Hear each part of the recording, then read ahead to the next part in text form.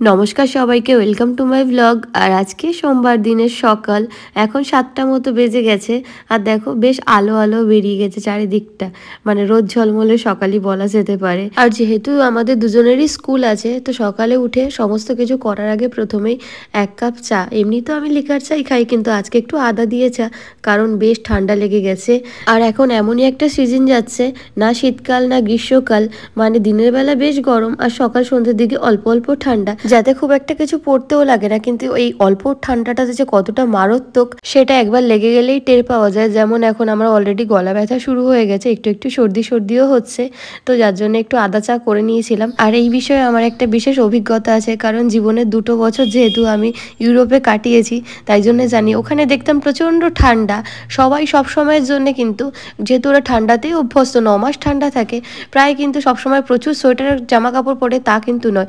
অনেক সময় দেখতাম হাঁটু বা তার উপর লেন্থের হয়তো স্কার্ট কিছু পরেছে, পাতলা কিছু পরেছে, কিন্তু এইটা খেয়াল করতাম যে সবসময় ওরা গলাটাকে খুব বেশি করে প্রোটেক্ট করে, মানে যাই পরুক না পরুক ড্রেস আপ, ওরা সবসময় গলাটাকে কিন্তু কভার করে, মাফলার দিয়ে হোক, যেভাবে হোক, স্কার্ফ দিয়ে হোক, কারণ আমাদের মেইন ঠান্ডাটা কিন্তু গলাতেই লাগে। আর একবার ওই ঠান্ডা হাওয়া যদি কান গলায় লেগে যায় না, তাহলেই চরম শরীর খারাপ হয়ে যায়। তো প্রথম আমি এটা বুঝতে পারতাম না, আমারও লেগে গেছিলো ইটালিতে গিয়ে। তারপরে আমার হাজব্যান্ড বললো যে দেখো, ওরা কিন্তু সবসময় গলা কানটা খুব খেয়াল করে, প্রোটেক্ট করে, তোমার গলা কানটা ঢাকা উচিত। তো সেটা থেকে এইটা অভিজ্ঞতা হয়েছে। যদিও এখানে এসে সেই সচেতনতা থাকে না, কারণ গরমই বেশি, আর যার জন্য ঠিক ঠান্ডাটা লেগেও গেছে। চলো বলতে বলতে কিয়ানের টিফিনও রেডি করে দিয়েছি, আর এখন এদিকে ভাতও বসিয়ে দিয়েছি। ছেলে আমার রেডি হচ্ছে স্কুল যাওয়ার জন্য। আর এদিকে ওকে দিদা রেডি করছে, এক হাতে বিস্কিট ধরিয়ে দিচ্ছে, কারণ খেতে প্রচণ্ড লেট করে সকালবেলায়।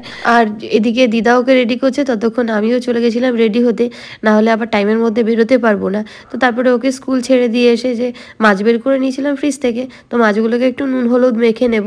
ব্যাস, এই যে হচ্ছে কাতলা মাছের 3টে পিস।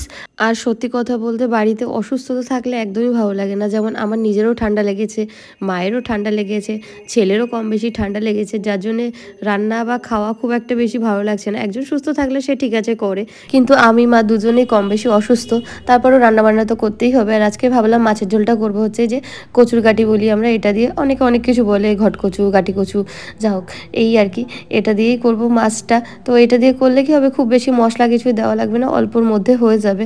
মাছটাই ভেজে নিলাম প্রথমে, এবার এই তেলের মধ্যে একটু কচুগুলোকে ভেজে নেব। আর আমি কিন্তু সেদ্ধ করে করি না, কারণ অনেকে সেদ্ধ করে করে, সেদ্ধ করলে এটা প্রচণ্ড বেশি লালা লালা হয় তরকারিটা। তো এইভাবে ভেজে করলে একদম লালা ভাবটা খুবই কম থাকে। তো দেখো একটু নুন দিয়ে ভেজে নিয়েছি, আর এটা কিন্তু খুব তাড়াতাড়ি গলেও যাবে, যে সেদ্ধ করিনি বলে যে অনেক সময় লাগবে সেটাও নয়, বা গালও ধরবে না। আর তারপরে একটুখানি তেলের মধ্যে জিরে, কাঁচা লঙ্কা ফোড়ন দিয়ে, তার মধ্যে 1 কোয়া রসুন আর একটুখানি আদা গ্রেট করে দিয়ে দিয়েছি, আর গুঁড়ো মশলা, জিরে গুঁড়ো, ধনে গুঁড়ো, লঙ্কা গুঁড়ো, আর সামান্য হলুদ গুঁড়ো, ব্যাস সবটা দিয়ে একটুখানি নাড়াচাড়া করে একটু জল দিয়ে কিছুক্ষণের জন্য কষতে হবে, ওই মিনিট 2-এর জন্য, খুব বেশি নয়। আর নুনটাও এখন দিয়ে দিয়েছি। ব্যাস, এবার এই মশলাটা কিছুটা কষা হলে এর মধ্যে ভাজা কচুগুলো দিয়ে দেবো। এবার কচুগুলো দিয়ে মশলার সাথে আর কিছুক্ষণের জন্য কষতে হবে, ওই আরও 2-3 মিনিট মতো। এরপর এর মধ্যে গরম জল দিয়ে দিলে খুবই ভালো, না হলে ঠান্ডা জল দিলেও অসুবিধে নেই। এবার এই জলটা দেওয়ার পরে ঝোলটা যে কিছুক্ষণের জন্য ফুটে উঠবে, তারপরে এর মধ্যে মাছগুলো দিয়ে দিতে হবে, এক এক করে দিয়ে ঢাকা দিলে কিন্তু তরকারিটা রেডি। তো আমি ঢাকা দিয়ে চলে গেছিলাম স্নান করতে, অল্প অল্প অল্প, এত এত ভাতও খাবো না। আর এসে বসে পড়েছি ভাত খেতে। মা দেখো তরকারি অনেকটা দিয়ে দিয়েছিল, ভাত তরকারি অনেক বেশি, এতটা সকালবেলা খেয়ে যাওয়া সম্ভব হয় না তাড়াহুড়ো করে। তার মধ্যে আজকে আবার ভেবে নিয়েছিলাম শাড়ি পরবো, তো সেই অনুযায়ী শাড়িটা বেরও করে রেখেছিলাম। তো শাড়ি পরতে গেলে এক্সট্রা আরও 5-7 মিনিট টাইম বেশি লাগে, তো সবটা করে এই যে বেরিয়ে যাচ্ছে এখন স্কুলের জন্যে। আর পুজোর ছুটির পরে এই আজকে প্রথমেই স্কুলে শাড়ি পরে যাচ্ছি। মাঝখানে কয়েকদিন স্কুল হয়েছে, তো সেই কয়েকদিন সালোয়ার পরেই গেছিলাম। সত্যি কথা বলতে সালোয়ার পরে যেতে স্কুলে আমার নিজেরও ভালো লাগে না, স্টুডেন্টরাও ওরা দেখতে পছন্দ করে না। আর এখন 5টা বেজে গেল প্রায়, চলে এসেছি স্কুল থেকে। দেখো 5টার দিকে এখন বেশ সন্ধে সন্ধে হয়ে যায়, তো অন্ধকার অন্ধকার, ঘরটাও অন্ধকার ছিল, এসে লাইটটা জ্বাললাম।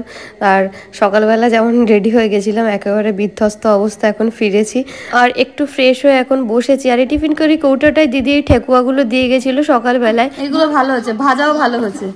মা ভুলে গেছিলো, তো আমি মনে করালাম।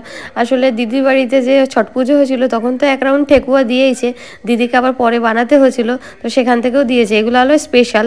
আর সত্যি কথা বলতে সবাই যে সবসময় রক্তের সম্পর্ক বা আত্মীয় স্বজনটাই ভালোবাসে সেটা কিন্তু নয়। এরকম অনেক ভালোবাসা থাকে যেটা সত্যি বা পয়সা দিয়ে বা কোনো ভাষায় প্রকাশ করা যায় না, কিন্তু বোঝা যায় যে ভালোবাসাটা আছে। আর আমি যে এরকম অনেক মানুষের ভালোবাসা পাই যারা সত্যি আমার কোনো রক্তের না, কোনো আত্মীয় না, কিছুই না, বা পরিবারেরও না, তো এইরকম মানুষের ভালোবাসা পাই, যার জন্য আমি ঈশ্বরের কাছে ভীষণভাবে কৃতজ্ঞ। এখন সন্ধ্যে 5:30 বাজে, কিয়ানকে দিদিমণির বাড়ি থেকে নিয়ে এসছি। আর দেখো এবার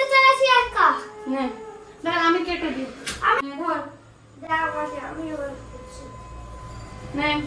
যে দুর্গাপুজোর আগে লাইটগুলো লাগানো হয়েছিল সেগুলো ভাবলাম এবার খুলবো, তো ওই সব খুলবে। আসলে পারবে তো না, তাও আমি ওকে দিয়েছিলাম, কিন্তু যেহেতু সুতো দিয়ে বাঁধা, তো আমি বললাম আমি কাঁচি দিয়ে তোমাকে সুতোগুলো কেটে দেবো, বাকিটা তুমি খুলো। তো দুজনে মিলে এই কাজটা করছিলাম হাতে হাতে। এবার দিল সে তার বুদ্ধির পরিচয়, দেখো বেরিয়েছে। এবার ফুটো একটা সাইড দিয়ে ফুটো।